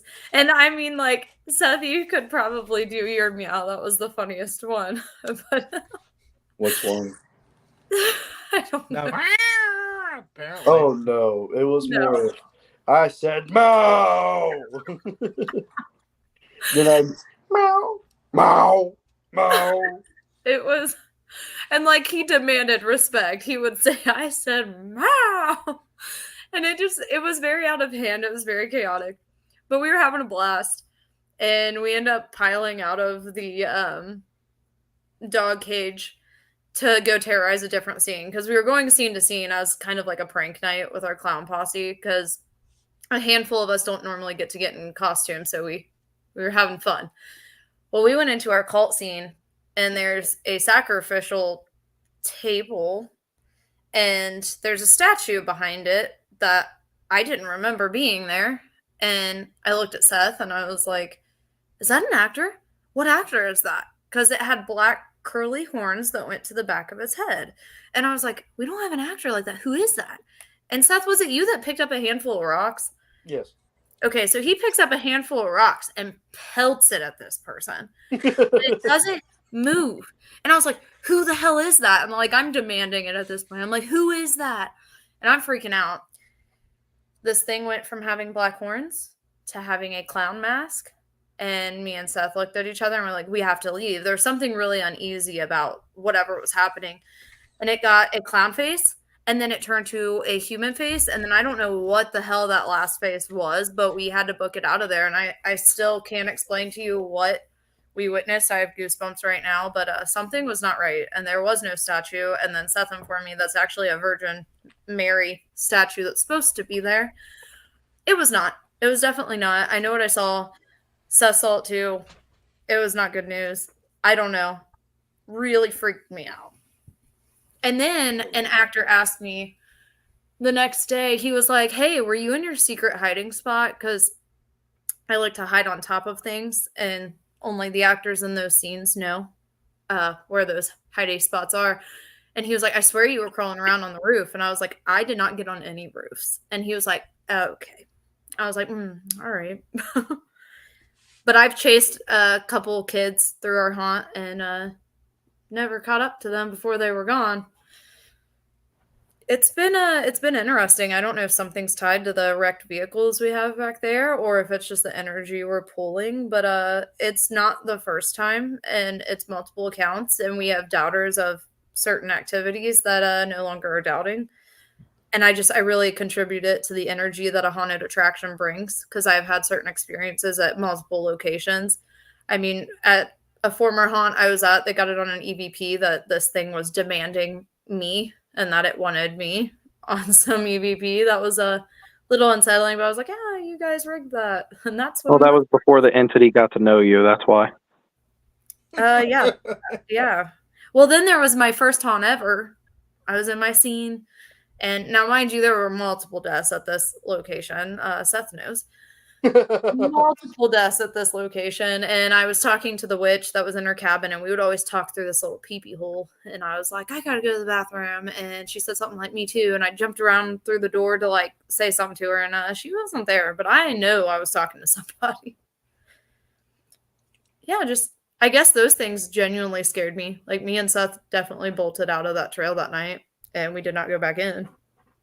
I would say last year I was walking through the trail after we closed. I was looking over trails and stuff like that to pick up. And some of us actors, we stay at the haunt some of the nights after. And I was walking through and I was looking for trash, and I had my flashlight on my phone. And I kept hearing like the occasional like mind tricking, like there was a stick that broke behind you type of sounds. And then there was a sound that really like it was different. It was like a branch was broke. And I turned around and I could have swore I seen like this animal thing just go across the path. So me being the dumbass I am, I went to follow said animal, and I looked into the woods with my flashlight, and said animal stood up, looked at me with a human-like face, and started charging at me. And the moment it started charging at me, I took off, and I ended up going and telling some of the actors that were still there, and nobody believed me. And now, what me and Connie seen in the cult scene is the same thing I seen stand up and look at me and charge at me. Now, see, I called everyone out because we had a situation last year where we had a call come over the radio for an all call, all staff, all personnel, security, right now, code red type crap. And they said there was a ghost in the woods. And I owed this person an apology this year, but I was like, if you guys ever call me for a freaking ghost in the woods again, I was like, oh my God, because we called all security personnel. And so I was like livid. And now there's been enough people seeing everything that we're all like, okay, we'll respect whatever's going on. I still doubt all of it. That's just me, though. I've been through the trail multiple times, through multiple haunts by myself in the dark, and I've never had an experience. I don't know. I laughed at it until this year. Tyler, you have no soul. They don't want you. Yeah, they don't. That's fine with me, I guess. Manipulated, Tyler. Are you the manipulator? Maybe. You'll never know. Oh, no. I got you where I want you, and now I'm going to eat you. Real quick before we get into Friday, I was at different woods, and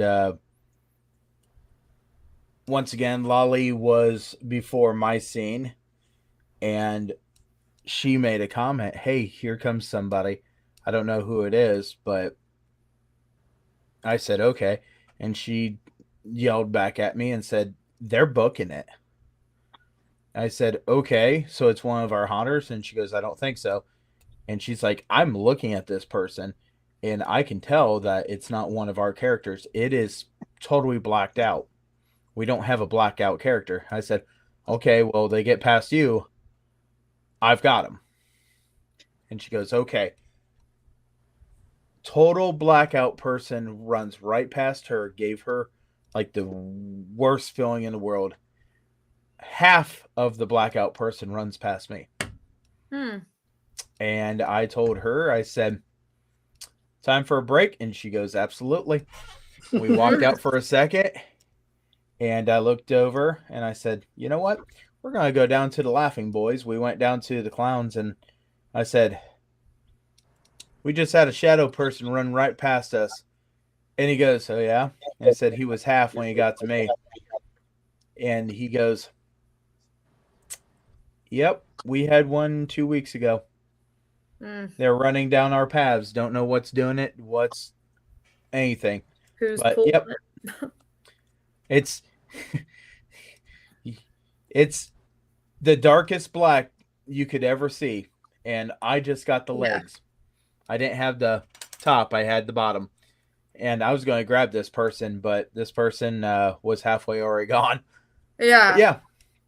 Well, our one of our owners said he's been calling this thing out this season to attract it to him because he's seen something, and he salted the trail at one point, and he's done some things, but he's like, I want it to attach to me and no one else. And I was like, I don't know that that's smart. Whatever he did pissed it off. Yeah. He salted it and he did something else to the trail. I don't know what he did, but the night he was very freaked out. He did something the next day. Well, Friday, I know you got another question here. I've been very desensitized since watching a few people die, but I have enjoyed going through haunts. I love what you all do and everything. And the thing I love to do that will stop a haunter in their track before they get to me, the few people in front of me will scream and cry or whatever and run or book it. And they get to me and I just stop and I say, thank you. And they just look at me like I've lost my mind. They're like, you're one of us. Yeah. Have you had a customer just say or do something that will just stop you in your tracks and be like, okay, now I got to figure out which way I want to go forward? People tend to get very sexual, and that's always that's an interesting one. Oh, yeah. Seth, you probably have some interesting ones. I know Tyler. Sure. I'm going to try to say the ones that don't go into very detail when it comes to the whole sexual thing. This year, there was an older lady. I could tell she was intoxicated. And she goes... You never have those. That's a lie. And she walks up to me and she's like, I have a fetish for clowns. And I told her, I'm not the clown that you want for said scenario. That I was just pretty much going to kill her at before. And she looks me in the eyes and gets a handful of clown nuts and goes, and that's okay. Oh my gosh. I took a step back and I looked at her and I was like, I did that and walked away. Is that the one Chad kicked out? I think so. Yeah. I got you where I want you. I've had a few people definitely try to get me to stop in my tracks, but one thing I've always prided myself in is being very good with my improvisation and pushing the boundaries, as Connie doesn't like, me to do.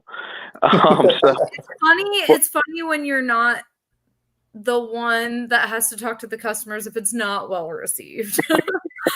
But yeah, because I play my character Oz is a very fruity kind of character. He's that's putting it lightly. Yeah, very lightly. But I definitely talk more innuendos with people. just to play them off the way I play them. And so sometimes you'll get people who actually want to talk back to you the same way. And so there was one time I was speaking with a guy. I guess the closest it came was the guy. I went up to him and I was like, "Hey, I looked. I was like, "Hey, big boy." I was like, "How are you doing?" And he like stepped in real close to me and he goes, "I'm doing real well. How about you?" And I said, and we were going back and forth a little bit. I was kind of trying to make him feel uncomfortable. Wasn't working. And I said something. He ended up getting on his knees, and I did pause for a second. And I was like, "Oh, this is where we're going?" So I just stood there. I looked at him, and then I slowly started to reach down to unzip. And then he jumped up real quick. So I called him on his bluff. And I was like, whew. And then I walked away from that, and I was like, that was a close one. Because I am committed to the bit.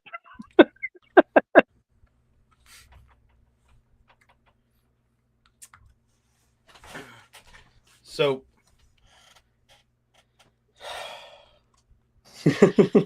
some of the best stories I have. Oh, she's back.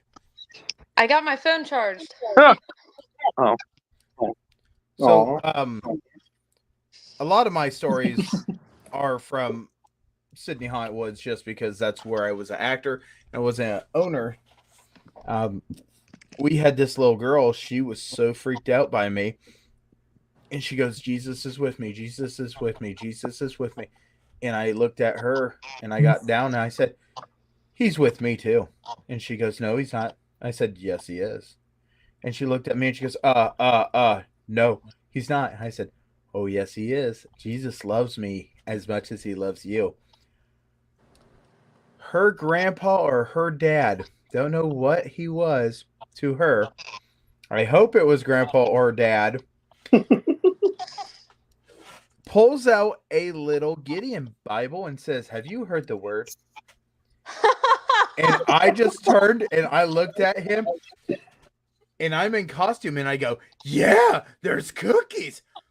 I had no idea what to do. You have this massive, big, huge guy with a chainsaw that is talking to this little girl, absolutely feeding off of her fear, her emotions. And this guy pulls out one of those little orange Bibles and says, "Have you heard the good word?" And I'm like, where the heck did you pull that from? Tyler would have had a heyday. I just absolutely just... Didn't someone hand us religious pamphlets at a parade year one? Mm-hmm. We had an Amish guy come to our haunt this year and get wasted. Full on Amish, dude. I sneakily took pictures and I was like, what is this dude doing here? Because we're in Amish country, but we're like, you are in trouble if the bishop finds out. No, he was on Rumspringham. Oh, was he? Bro, I was like blown away. I was like, this Amish Actually, dude's ballsy. Micaiah just reminded me of a story of one of the other haunts we worked at when we were working and the girl got so scared she ran off the trail into the field and she started screaming "boom shakalaka." And I guess that was like her safe word because she got scared. So you see her disappear into the dark of a field and we're like, where'd she go? And then randomly, like, we're standing there waiting, like looking for her because we're like, this is a safety issue. And all of a sudden you just hear "boom shakalaka, boom shakalaka." And we so had like one we had lay down. Yeah, we had to find her to bring her back on the trail, and the only way we could find her is her yelling "boom shakalaka." We had one lay down in a fetal position yelling "kumquat" at a different haunt. And that's all they would say. Like, they wouldn't get up. They wouldn't uncurl from the fetal position. That's all they would say. Yeah, people have safe words that they don't let us in on, so we just think they're crazy. I had a girl and a boy running from me. And I mean, they were 100% cross country running. They were sprinting towards the goal. And they start going backwards or they start going back and forth. And I'm like, what are you two doing? I mean, where I'm chasing them years ago, it's they got on the truck path. It was not on the trail path, it was the truck path. They got in there and they're yelling serpentine, serpentine, serpentine the whole way, back and forth, back and forth. And I'm like, here comes McLovin. He hears this and he goes, I don't know what's going on. And he's talking to me over the radio. And I said, dude, they are doing serpentine, trying to get away from me. And he goes, your saw is so obnoxious because you're not letting off the throttle. I said, and they're sprinting like gazelles. They're getting And their he goes, I'll put a stop to that. He goes and yelled really loud, and all the freaking clowns came off of the trail right on the truck thing. She slammed on the brakes. She turned around, and she goes running past me. I swear, as she goes past me, she goes, I'm afraid of clowns. You ain't nothing. And I'm just like, you know what? I'm done. And he goes, now who's afraid, mister? And I told him, I said, who's ran more people down the bunny trail tonight? And he goes, we're not counting. That's one of the best things. And as we're getting close to the end here, I do have one question. I know you guys are a haunt family. I know you guys work together. And I know you guys all like to have fun. And I can see how much you guys like to joke and play. Do you guys have turf wars? We've done prank wars. I'm not answering that question. Why is that? There's just some nights where some actors make another scene Look pissed at her off, face. and then that said scene that gets pissed off is like, okay, well, let's mess with the scene that pissed us off. And then it continues and continues. Then the weekend's over and the next weekend comes and it still continues. It's either a nightmare for me or it's a lot of fun for me, and it just depends on what side I'm on. Am I settling the chaos or am I included in the chaos? But Tyler and Seth make sure there's not a dull moment for anyone. Oh, hey, Connie, you want to talk about turf wars? All I can say is A-fib, B-fib. I don't give a F-fib. Oh, man. So Friday's got something here. I don't know here. Go ahead, Friday. Dante, one of the newer haunters, one of the new kids that are enjoying the child-friendly haunts. He's 5. His question that he came in to see, because he knew we could come in and ask, because you guys are on the TV, what is your favorite snack? Favorite snack? That's a good question. Like I said, 5-year-old. I mean, my favorite snack, my favorite one's got to be a Zero bar. Ooh, good snack. Love those. Sour cream and cheddar ruffles. Nummy. I think mine's honey mustard pretzels this haunt season. But if you throw any kind of dessert in front of me, I'm smashing it. We have a popcorn machine. We have a lady that makes lemonade shake-ups, and she was just handing them to me for free all year, every flavor. Oh, she's a saint. We have a popcorn machine, and I just bought a brand new one No. because we have tortured our last one. And the kids are notorious for going down the trail, and they'll have popcorn with them, this and that. One night, what they didn't know is I had a grocery bag full of popcorn, and I was just dumping it on the children. We actually take, during our break, we take a bag full of like granola bars and apples and popsicles and different things to our actors. So, I don't know, we're kind of spoiled when it comes to eating at our haunt. We always have a meal every night, and we have a dessert vendor who likes to dish out free desserts. We always That's- make sure that there is food at the end of the night because we tell everybody go ahead and get some food in your stomachs.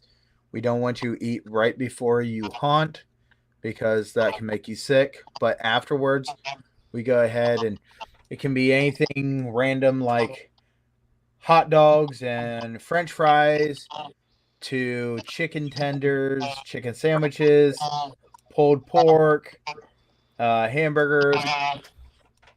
Yeah. We've had a lot of different variations. We definitely don't just do pizza, but I think the most important question here is what is Dante's favorite snack? His favorite snack in the entire universe. He has he's lately been torn between chocolate pop tarts and pork ramen. Nice. Oh, ramen all the Pork way. I'll take ramen? that every day. Well, that's a you know what, Friday, we need to have every episode a Dante question. Yes. We can do that. Because I'll tell you what, Dante's a heck of a kid, and you guys do a kid friendly activity, right? We do a Halloween spectacular, and the kids get to go through the trail and interact to get candy. So they do something that pertains to the scene. So, like in our swamp scene, with the voodoo, Madame Miri is her name, but she's like a voodoo priestess type character, and so they have to help her create a chant to get the candy. Or in the junkyard, they're on a platform, and they have to catch it in their bag as they throw it off the platform. So they have to kind of work through it. We had a corn pit where you jump in the corn like a big old sandbox. We had bubbles. We had a fire truck there, and we were throwing pumpkins off of it. But we do have a kid event, and I will say something. Our haunt isn't kid rated, but I will say our actors are phenomenal when it comes to reading kids and not pushing them past their boundary. Our haunt's really good about that. So I Well, wouldn't yeah, we don't want to scar them. I wouldn't I do. suggest kids coming outright, but when they do, we handle them very well, unless they hit Bozo. But, you know. I don't care if they're small or a big person. I will make them cry. We have a thing where if the kids hold up a trinket and they shoot the actors, it kills them, so they get to be part of the story, except Bozo doesn't care. I like to make kids cry for something. Sydney had this thing that they would tell the kids, if you're scared and you want to know where the monsters are, how you find out is you trick the monsters. And the kids would be like, well, how do you trick a monster? And they would go, oh, it's easy. You just go Red Robin. These kids are going, Red Robin. All the monsters would pop up and go, yum. And then we'd go, darn it. We have something called... So, Pyle is a sweet monster. He gave him a torch to go through the haunted places this summer. Well, not this summer, but this Halloween. And he put it up to the monsters, and the monsters ended up smiling at him. So he had a good time. Little duckies. They can kill them with duckies that we give out. We give out smaller duckies, but then we have a bigger one. But we also have a chicken vest, and we do it different. You will never catch me at any haunt that I'm at having a freaking no boo pass. It will not happen. But what we do now is we have a chicken vest, and what that does is it doesn't reduce the show, because that's so unfair to whoever you get grouped with to have the actors reduce their show. So all it does is make you not the center of attention. You are now not the primary target, but we will not reduce what we're doing to not scare you. Right. So that's how our chicken vest works. It's not a no boo pass. There will never be such a thing at our haunt. We have when I go in, I do the ticket taking because the ticket taker didn't show up or he's sick or whatever. I'm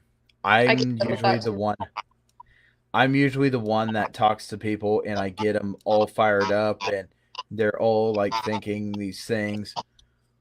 I freak out so many people out of my queue line that I'll have to call for someone to take this spot from me. and I have to bring them down to the center. That way they can watch their friends go through and get scared. Because you paid the money. You paid the money, so now watch your friends freak out. And it's good because we did this to one girl, and then as soon as she got done, she come up and she goes, looks at the ticket booth and says, "Do you guys have applications? You come back next year. We'll do this." Some of our lifelong customers have started from they were too scared to go in, they changed their mind, and we pulled them behind a scene and let them watch 2 or 3 groups pass and get scared, and then we took them in our makeup department and let them watch, you know, a monster get made. And that's changed a lot of people into coming back every year. But we added this year for the first time a VIP chicken tour, which is a complete behind the scenes tour where you're not going to be scared. You get to watch the scares and then get to watch the makeup and stuff. But we're good about really pushing it to, can you genuinely not do this haunt? Are you genuinely not going to do this haunt? Like, we try to make it to where they give it a chance. That's awesome. So it doesn't always work. We're at 2 hours, so real fast, I need to know, is there anything that you guys are doing in the off season or? Yes. So we're doing a couple really big things actually, and this is something that has gotten me pretty emotional since we closed, but the OVH party was a huge eye-opener for us. So many haunts, they had nothing but positive things to say, and they were so excited. And we talked to everyone about, we want to do a massive training over the summer where all these haunts just get together, camp out, all of us as actors and staff, you know, train together, play hide and seek through our event, whatever it may be. And so many people are excited for that, and they want that positive turn in the industry where we're all just together and it's a good thing. And then another thing we're doing is a haunt swap. So it's a buy-sell trade. All the haunts bring in their old costuming, old makeup, old props, things they're not using, still have life. And we do a buy-sell trade where everyone gets together at our event and, you know, gives life to their props. We're going to do that after Trans World. So give some people some extra storage room and have another night in the industry where we're just positive. And I think that's a mission that's become clear for Forsaken Forest particularly, is we want that positive tide to turn through the industry, and we just want to be this positive wave that brings people together. And I think that we've made a massive start on that in year 2. Awesome. So anything else you want to tell us before we start saying our goodbyes? Look for our gel blasting event next year. Yeah. Our monsters get to shoot back. You shouldn't have told me that. Yeah, monsters get to shoot back. Customers shoot. It's blacklit. The bullets are traceable. Seth might get banned in the first week. That sounds fun. I know Hell's Dungeon, one of the haunts that helps with Chainers Haunted Secrets, they have dungeon darts. And if you ever get an opportunity, absolutely go see their little Nerf or Gel Blaster arena. Awesome. It's really awesome. It's black light, and you get a pick if you want to be on the alien side or if you want to be on the monster side. That's cool. That's really cool. We talked in an OHA meeting. We were going to discuss how that event went for him. Another thing that I think is cool about our team is we do travel in packs, and we're really open to everybody. Yeah. So if, you know, a haunt needs help with build or they're, you know, in a bad spot, like, our team's ready to help whenever. We see the industry as, if we help each other grow, we just grow. There's no competition. Your competition's entertainment time, which is the football fields and the bars and nightlife. Your entertainment, your competition isn't each other. So if we grow the industry, we grow each other. And so Forsaken Forest, if you ever got to reach out, if you're a haunt in need, you know, we're pretty good about that stuff. And if we don't have the resource, we can point you in the right direction. Sounds awesome. So, real quick, the way that we always end a show, we go through everybody and we ask them, is there any place that you would like people to connect with you and be able to find you on? So, Tyler, we'll start with you. How's that sound? Sure. I mean, best place to connect with me would probably be Facebook, just Tyler Metcalf, or on Twitter or Instagram as The Real Osmodeus. I like that. I have Facebook as well. It's my name, Seth Lazier. I also have 2 things for Haunt as well. I have Instagram. It is under Bozo the Clown, and so is my TikTok. And he went viral this year. Awesome. Yeah.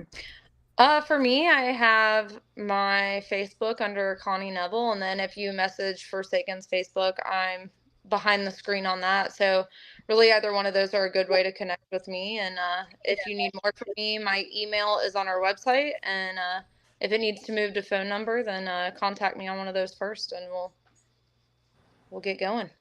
Awesome. Friday, you know how to do this. The woman of many faces. Yes, if you would like to find me, I'm here at Outlight Decor, or you can message me at my own things. Friday with the Library in the Blue Box is my book page, and my author page is Jennifer Elliott. Ask questions. If I don't know the answers, I'll either send you to the author in question or the podcaster in question, or if there's a guest on our show, I'll get you to them. All right. And you can find me here on the Elliott Network. You can find me on Facebook. You can find me on TikTok when I start posting a whole bunch of stuff again. I've been kind of busy. I wonder why. But I also want to say, please do not forget that next Thursday, Elliott Network is going to help the OHA, and they're going to make a live event for the OHA Awards. Please come out, support the OHA. It's a wonderful group that loves to celebrate everything that is haunted houses here in the Ohio area. Even though you're in Indiana or Kentucky or West Virginia. We could throw a rock at Ohio and it would hit. Well, you know what? You guys have a fireworks store. The fireworks store is in Indiana. The parking lot's in Ohio. Yeah. So we like fireworks. We blow a lot of things up at our haunt. Especially to go to your haunt. Pumpkins get obliterated. I'll have to send you the video of Tannerite, just pumpkin guts everywhere. It's a good time. But as we close out, we always thank you guys for watching us, and you might be watching us tonight, you might be watching us tomorrow, you might be watching us here in 3 years and wondering what the heck YouTube had on it back in 2004. But no matter what, you found us, and we're really glad that you get to hear our wonderful stories. Connie, before you take off and we close out, I want to talk to you, so don't disappear, but we are going to go ahead and do our ending credits. So once again, don't forget about us next Thursday. Friday, press the button.